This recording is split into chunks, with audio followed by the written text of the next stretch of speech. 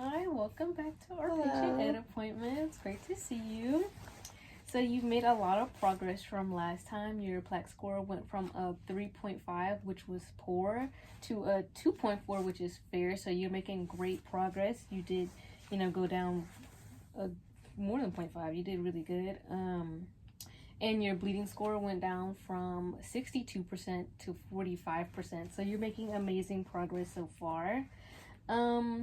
I just want to go over a little bit from our last appointment. Could you show me that brushing method that I taught you?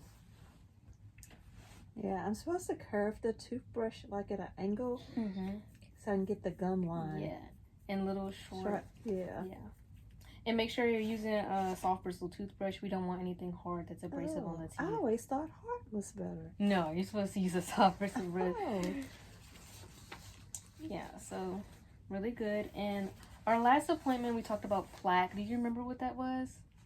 It's like some buildup on your teeth. Yeah, it's like that plaque, that little sticky stuff on your teeth, the biofilm. It's bacteria. We really don't want that on our teeth, so yeah.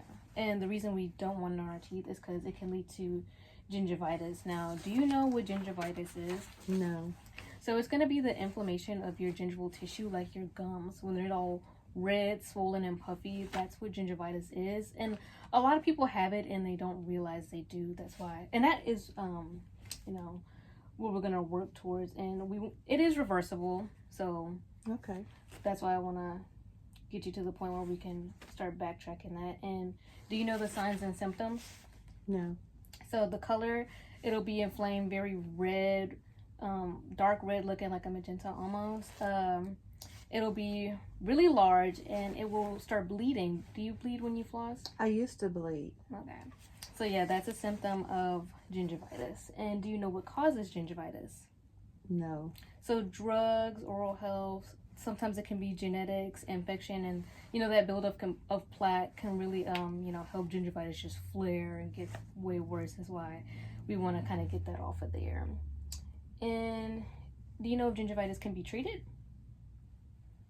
I don't know if it could be treated. I guess I could slow it down. Yeah, so if we caught it early, it can be reversed. Some things that could help it is like quitting smoking, stuff like that, prescribed medication, and getting your oral hygiene in just like a better place. So like with my sugary foods? Yeah, that's why we want to kind of lower that down. We don't want to. Well, I'm trying. I've cut Right. back on my sodas. Yeah, I can see that through the progress you've made in the report we've done. I'm really proud of the progress you've been making. So Thank you. pat yourself on the back. Yay!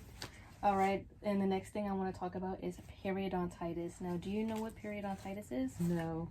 So it's the inflammation of your periodontium, and it negatively affects the surrounding areas. So stuff like your gum line. What is a periodontium? So it's just going to be that general area like around your teeth, the gums, teeth, all around there. And it can cause recession, which is really bad because once there's recession, we can't get that bone back. Once it's gone, it's gone.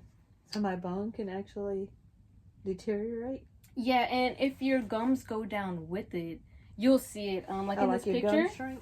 Okay, Yeah, the I gums see. recede and then the bone. But sometimes the bone can recede and the gum level stays the same. Okay. But do you know the signs and symptoms of periodontitis? No. So it can Ugly include teeth. swelling, loose, shaky teeth, very sensitive and painful, like you see here. Yeah, that looks horrible. That bone loss, the plaque around the teeth, inflamed gums, really bad. And do you know what causes periodontitis? I guess poor dental health. I don't know. Yeah, that is an aspect of it. Certain medications can cause it, and diseases like obesity, diabetes, and when you just have that poor dexterity, like if you were elderly or had arthritis and can't really reach into those areas and work your toothbrush, that can also be an aspect. And I give you an answer to this one. It is not reversible.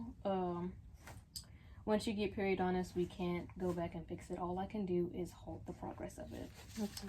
Which is why I want to get into our Well, I guess I better keep goal. being a regular patient. Yeah. That's why our long-term goal today is to halt the progression of periodontal disease and reduce your bleeding score to 0% by 04322. one of our short-term goals is for you to understand what periodontitis is. Now, did you get a good understanding from this? Do you have any questions? I understand. I understand it with my mouth like that. All right, and we're going to reduce your bleeding score by 20% with each visit. Okay. All right, and the last one is I want you to be able to demonstrate the proper flossing techniques and to at least start flossing once a day. Now, how often do you floss? Do you know how to floss properly? I floss. I don't know if it's properly. I push the little string down there and I pull it up. Yeah, so we don't want to do that. That's why today I want to teach you the proper way to floss.